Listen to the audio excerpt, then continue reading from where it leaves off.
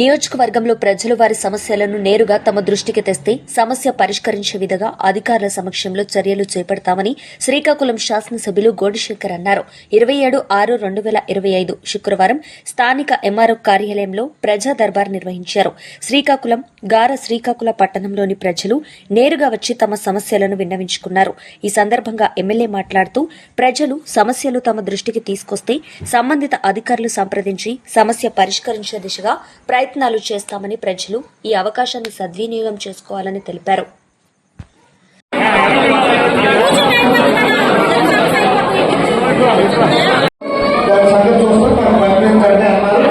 తప్పకుండా దీని మీద మీ ఒక్కరైతే కాదు, మా దాంట్లో 50 మంది దెబ్బలాడారు. అక్కడ గత ప్రభుత్వం వైఫల్యం వల్ల ఈ బాధలన్నీ మీకు అవన్నీ మేము రెక్టిఫై చేస్తాం.